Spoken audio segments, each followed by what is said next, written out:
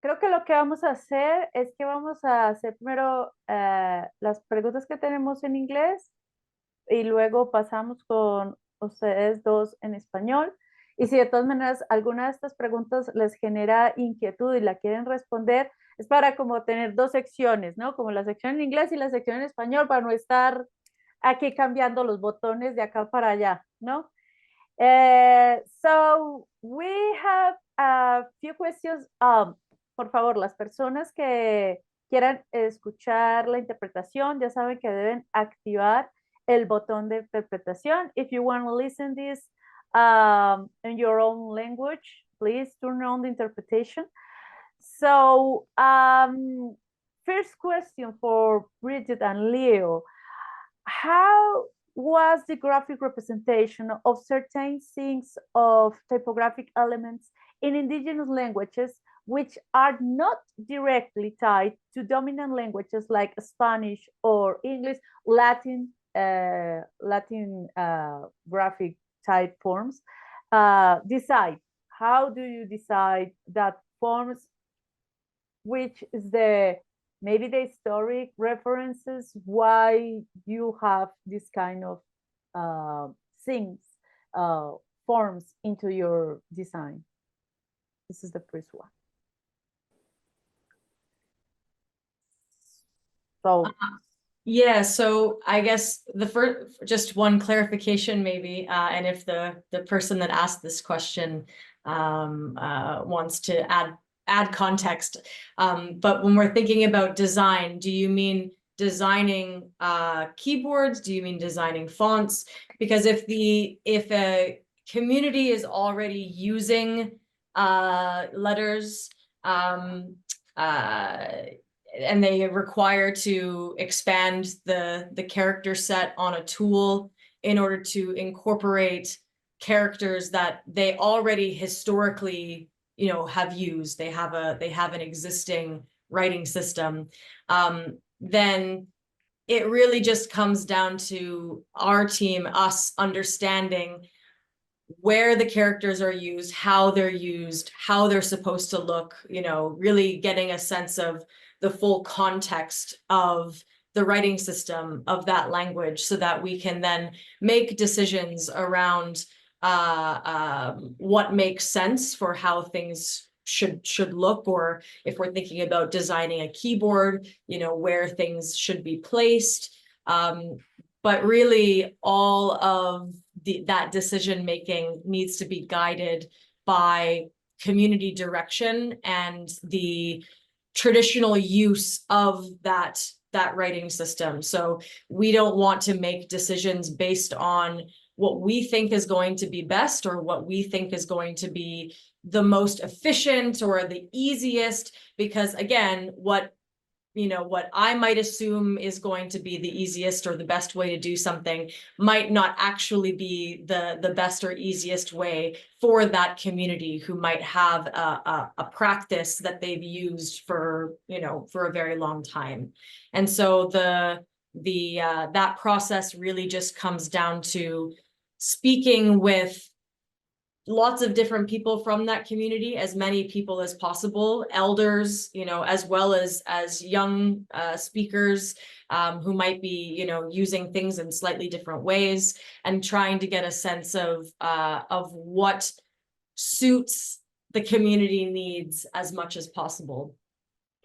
yeah, I think the question is more about how the typographic forms of non-Latin characters were decided.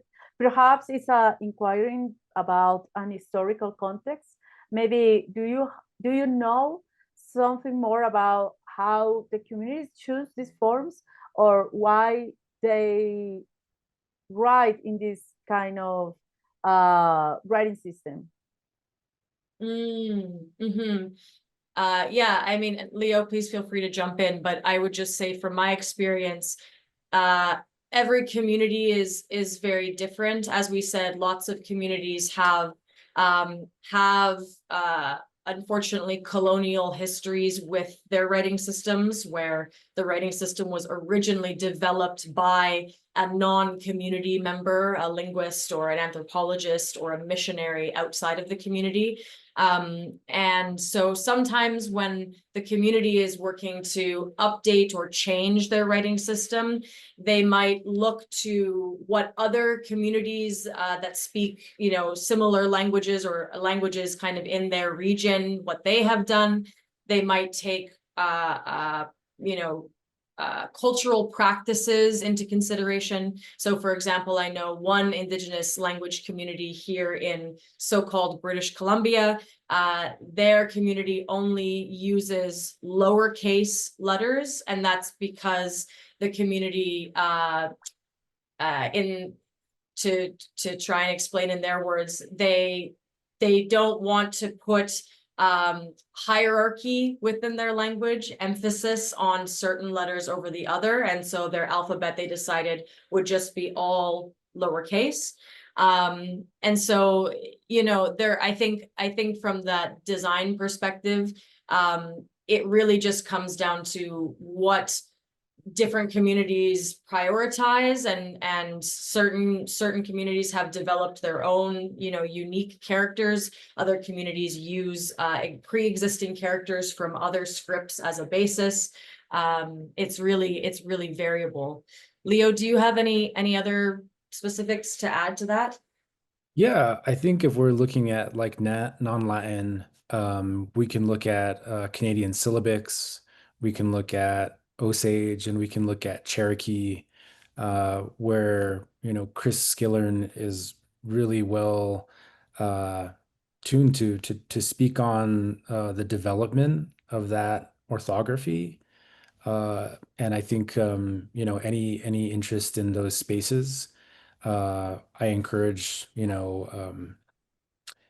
people interested in that work, which are really kind of case studies. I think a lot of the work that Kevin King, who's presenting later today with the Canadian syllabics, right, and working with the Naturalique communities, those are great examples to looking at community preferences and typographic designs, but also expanding on the Unicode space to incorporate community chosen representations typographically.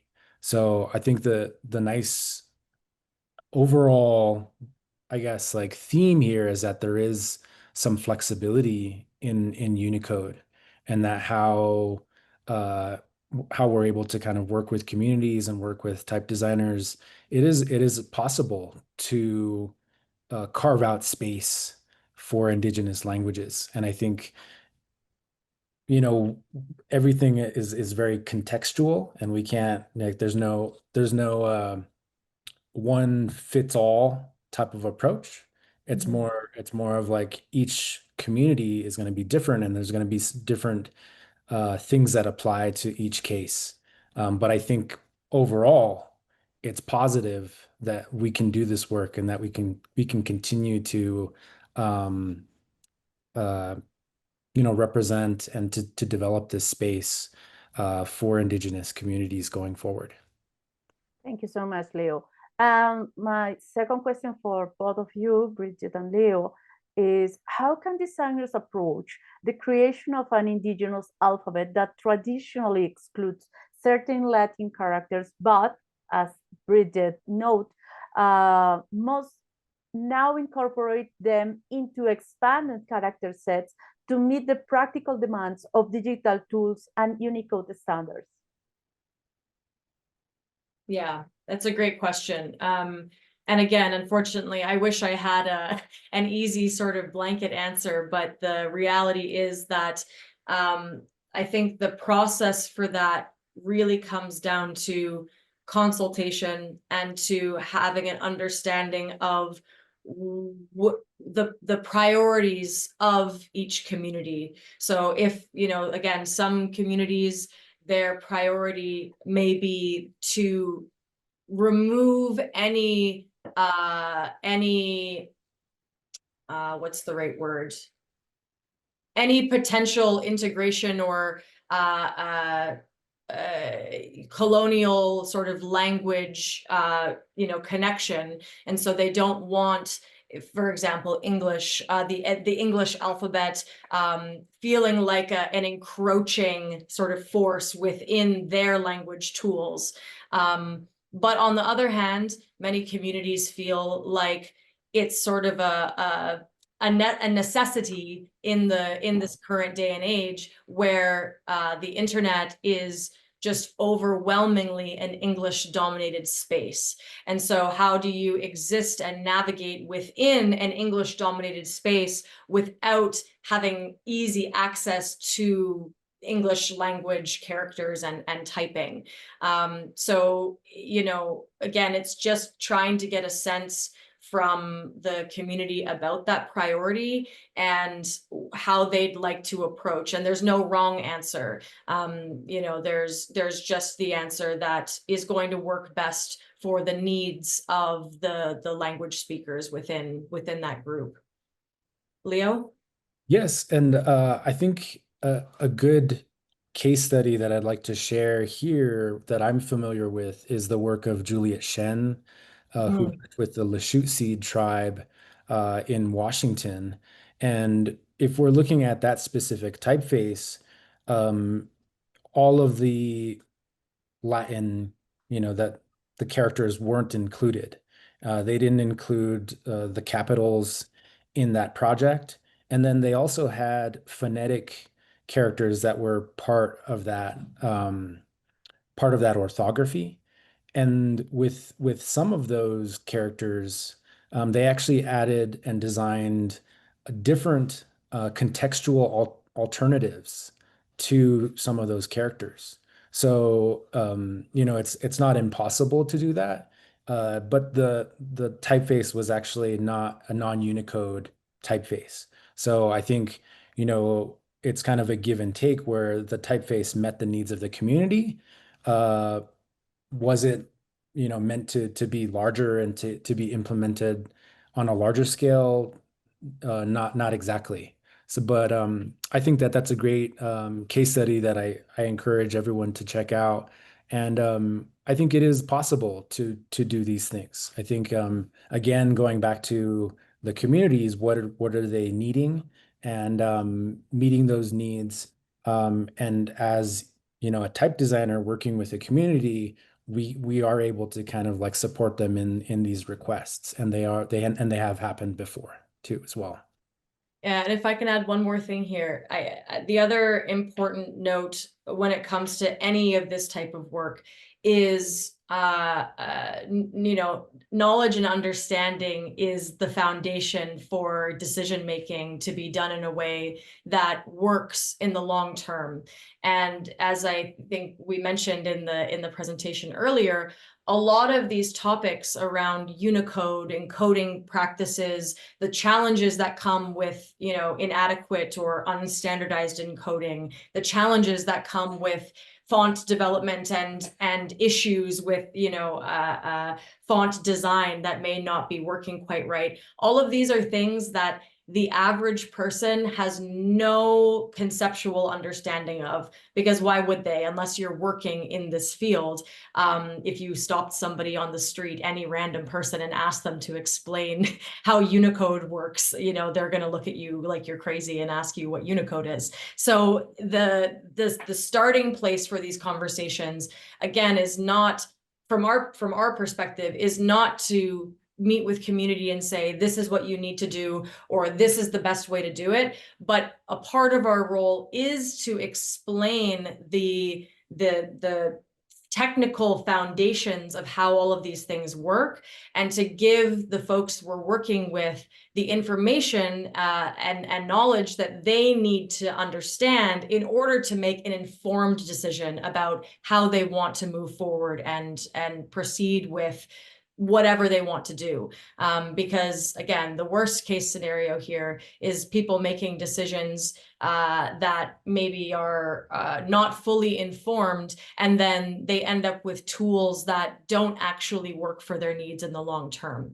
So they guide the actual decision making, and we're there to provide, support in understanding pros and cons of different decision options, you know, what is possible, what isn't possible, and, you know, what the outcomes of certain decisions might be. From there, it's up to them to make the choice on which path they want to take.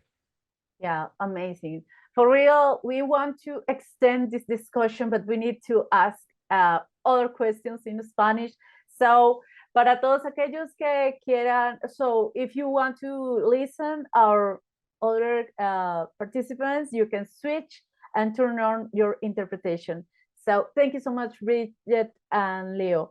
Hola, Carolina, María Laura, pues tenemos también preguntas para ustedes bastante abiertas debido pues como al limitado tiempo que ahora tenemos, pero creo que podemos abrir esta discusión más tarde en el cierre. Pero para Laura, además de que te felicitas mucho por tu proyecto porque es maravilloso, pregunta Carlos Ávila si tu proyecto está pensado también para la enseñanza escolar o se pensó para que perdure como un aporte visual considerando un eventual uso de la tipografía en otros contextos, pensando en esa función display que aporta un peso pesado. Dicho lo anterior, se espera que la tipografía trascienda como una letra que ya quedó para la comunidad independientemente de su uso escolar. ¿Hay antecedentes tipográficos para el MOCOI? Son como muchas preguntas en una sola, creo que quería preguntarte muchas cosas, pero aquí vamos. Bien. Sí, son muchas preguntas. Gracias igual a Carlos. Y perdón porque sé que me extendí un poco en el tiempo. La verdad que no, el proyecto está pensado para la escuela, para ese uso específico y para ese alcance, pero bien como decía Caro, es un recurso, la tipografía es un recurso que se le da a los hablantes y a la comunidad y en tanto y en cuanto ellas quieran usarlo en otros aspectos, si ven que les funciona, va a estar disponible cuando esté en condiciones de ser usada. Pero la esencia del proyecto es que esté en un ámbito escolar, en el ámbito de la escuela intercultural bilingüe. Fantástico. ¿Querías añadir algo más o seguimos? Tú dime. Creo que luego preguntaba algo de la bold.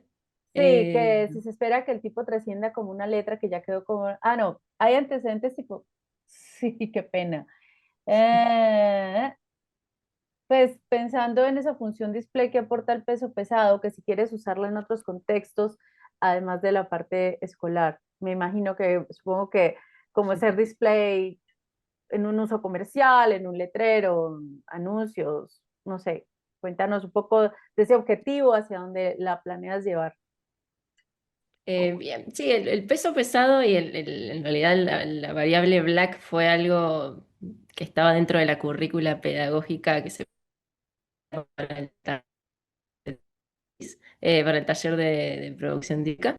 Pero sí, es muy activo, es muy pesado, entonces como que tiene otra gracia y debería ser usado para otra cosa que no sea el texto escolar.